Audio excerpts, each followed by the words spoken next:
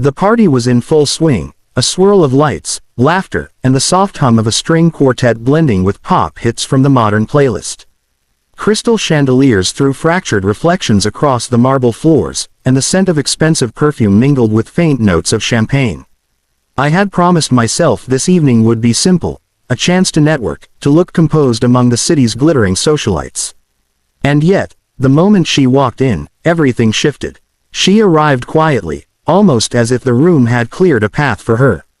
A sleek black dress hugged her figure perfectly, catching every glimmer of light and drawing eyes without effort.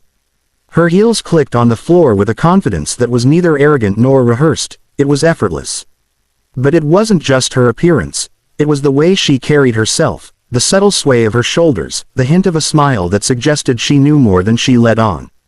I felt a sudden twinge of nervousness, which I quickly masked behind a polite smile. "You look stunning," I said, trying not to sound like a fool in front of the room full of strangers. "Thank you," she replied lightly, her voice smooth and measured, with just enough warmth to make the compliment feel real. Then, before I could respond, she extended her arm, and I realized how natural it felt to take it. Suddenly, we were a pair, a single unit moving through the crowd with ease. She laughed lightly at the right moments, tilted her head gracefully while listening, and whispered just enough to draw people into our orbit without seeming clingy. It was mesmerizing to watch someone transform a room without trying, to see her command attention without demanding it. As the night progressed, I became acutely aware of how her presence changed my own behavior. I laughed more freely, spoke with more confidence, and noticed that I wasn't just attending a party, I was participating in a subtle, intricate dance. People assumed we were equals, perhaps even a couple, and in that assumption lay the thrill of the night. Then, at a quieter moment near the balcony, she leaned close and whispered, "My age isn't a problem, right?" The words were soft, almost lost beneath the music and chatter, but they hit me like a spotlight. In a single phrase, she had dissolved the polished barrier between us, hinting at vulnerability beneath the practiced elegance. I realized then that there was far more to this night than I had anticipated. It wasn't just about appearances or charm. It was about a quiet connection forming amid the glitter, something unexpected and profoundly human. After the initial flutter of introductions and polite laughter, the party seemed to fade into the background. The hum of conversation became a gentle white noise as we moved toward the balcony, seeking a rare moment of quiet. The city lights stretched below us like a glittering ocean, and the cool evening breeze contrasted sharply with the warmth inside. She stood close, her shoulder brushing mine, and for the first time I noticed the subtle details. The curve of her neck, the way her hair caught the light, the tiny, unguarded gestures that made her human beneath the composed exterior. "I hope I'm not out of place," she said softly, her eyes glinting with something I couldn't immediately name. There was a playfulness in her voice, but also a thread of uncertainty that made the question feel sincere rather than performative. "You're not," I replied quickly, though my voice sounded stranger to my own ears. "You fit in better than I do, actually." The words sounded flippant, but they carried a trace of truth. She smiled, and the tension that had been knotting my chest loosened slightly. We leaned against the balcony railing, watching cars thread through the city streets. Below, the neon signs flickering like distant constellations. For a moment, silence settled comfortably between us, a rarity in a room so full of spectacle and pretense. And then she spoke again, her tone lower this time, almost a whisper meant for no one else. "Do you ever wonder if people see us the way we want them to? Or do they only see what we let them?" Her question startled me. It was philosophical, intimate, and tinged with a vulnerability I hadn't expected from someone in her role. I found myself pausing, searching for an answer that wouldn't sound like a rehearsed line. "Sometimes," I admitted, "but I think the moments in between, the ones no one else notices, matter more. Don't they?" She looked at me then, really looked, and for a heartbeat I felt the weight of that gaze. It wasn't judgmental, nor flattering, it was curious, probing, human. Her hand brushed mine lightly, accidental or deliberate, I couldn't tell, and a strange warmth spread through me. I realized the party, with all its glitter and performance, had narrowed down to this small shared space. Two people, a fragile connection, and the night stretching endlessly around us. She tilted her head slightly, and a faint smile played on her lips. "Good," she said, Because I'm tired of pretending tonight. I want someone to see me, really see me. Even if it's just for a little while. And in that moment, I understood. The night had shifted from obligation to choice, from performance to truth. The rest of the party could carry on, but here, on this balcony, something real was unfolding, delicate as glass, and impossibly intoxicating. The music from inside the party felt distant now, a muffled heartbeat behind the glass doors. Out on the balcony, the city stretched endlessly beneath us, and the night air carried a cool, clean scent that made every sensation feel sharper. She leaned slightly against the railing, her fingers lightly grazing mine as if testing boundaries without asking permission. That small contact sent a ripple through me, a mix of curiosity, caution, and something dangerously like desire. I shouldn't be here, I said, though my voice lacked conviction.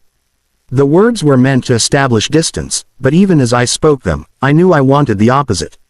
Why? She asked, her head tilting, the soft glow of streetlights catching her eyes in a way that made them look almost luminous. Is it me, or is it the idea of me? I swallowed hard, trying to articulate what was stirring inside me. It's complicated, I said finally. I'm not used to this. Someone so open.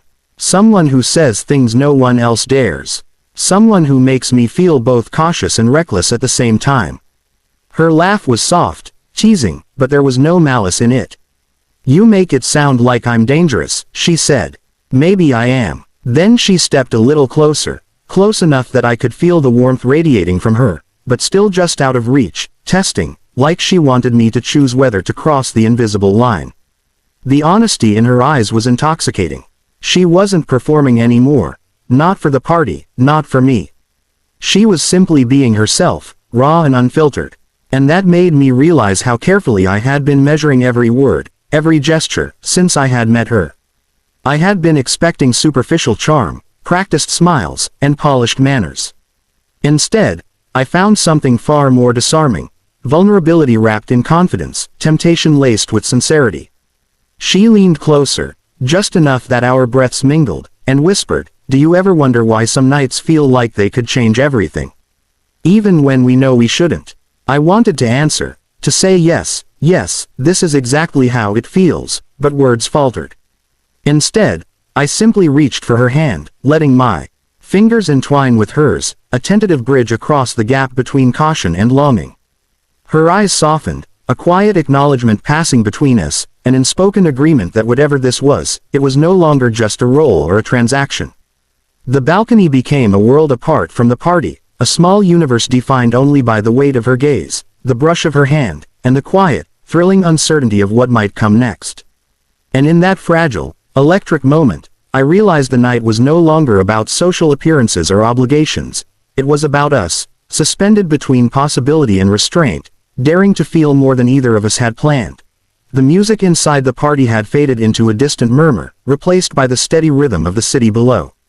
The balcony had become our private world, a fragile bubble where time slowed, and the glittering social spectacle felt impossibly far away. She stood close, her hand still in mine, her warmth pressing gently against the cool night air. Every subtle movement between us carried weight, the tilt of her head, the soft brush of her fingers along my knuckles, the half-smile that hinted at mischief but also something deeper. "I can't believe I'm saying this," she murmured, her voice low and intimate, "but I feel like I've been waiting for someone to notice me beyond appearances.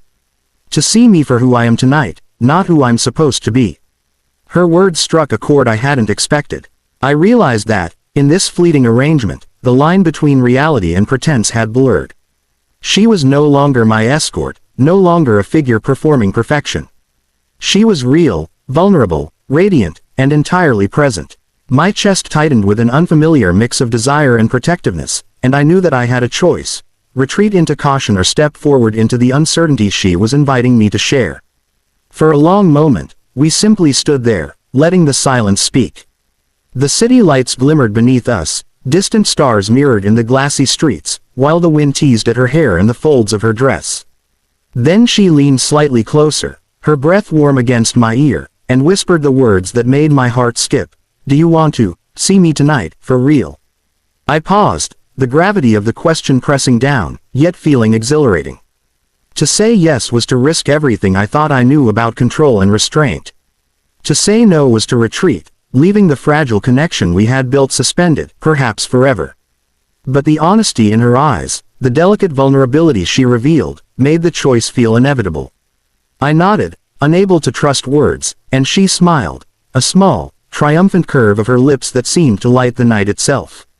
In that instant, the world contracted to the narrow space between us. The party, the city, the social rules, all of it disappeared.